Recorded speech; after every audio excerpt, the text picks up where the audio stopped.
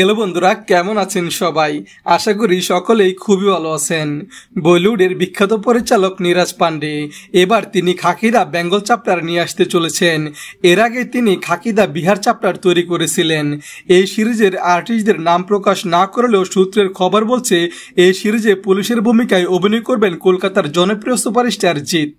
নীরাজ পান্ডের সাথে এর আগে জিতে রয়্যাল বেঙ্গল টাইগার এবং চেঙ্গিজ নামের দুইটা সিনেমা করেছেন। খাকি সিরিজে দুইজন ভিলেন থাকবেন। এক ভিলেনের চরিত্রে থাকবেন শাশ্বত চ্যাটার্জি, আরেকজন হতে পারেন প্রসেনজিৎ চট্টোপাধ্যায় এবং সিরিজের গুরুত্বপূর্ণ চরিত্রে রয়েছেন সোলাঙ্কি রায়। গত এক মাস ধরে টলিপাড়ায় গুঞ্জন বলিউড পরিচালক নীরাজ পান্ডে বাংলার প্রেক্ষাপটে নতুন ওয়েব সিরিজের পরিকল্পনা করছেন। এইবারই প্রথম কলকাতার প্রেক্ষাপটে পুলিশের গল্প নিয়ে তৈরি হতে যাচ্ছে নেটফ্লিক্স সিরিজ। সিরিজের মুখ্য চরিত্রে অভিনয় করবেন টলিপাড়ার দুই জনপ্রিয় সুপারস্টার প্রসেনজিৎ ও জিৎ। অন্যদিকে পরমব্রত চট্টোপাধ্যায় এবং শাশ্বত চট্টোপাধ্যায়ের কাছেও নাকি প্রস্তাব গিয়েছিল, যদিও তা নিয়ে আপাতত কেউ কোনো মন্তব্য করতে রাজি হয়নি।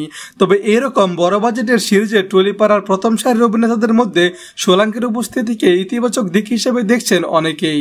বর্তমানে শুটিং করতে জিৎ নাকি কলকাতার বাইরে আছেন এবং বাকি শুটিং তিনি বুমেরাং রিলিজের পরে করবেন বলে খবর পাওয়া গেছে।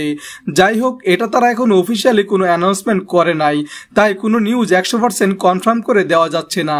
তবে এই ভিডিওতে যে নিউজগুলো আপনারা জানলেন সেগুলো আশা করি মিলে যাবে।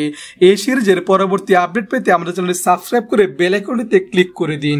পাশে থাকার জন্য ধন্যবাদ। Hi friends, don't forget to like, comment and share, and yes, subscribe to Entertainment's YouTube page for latest updates.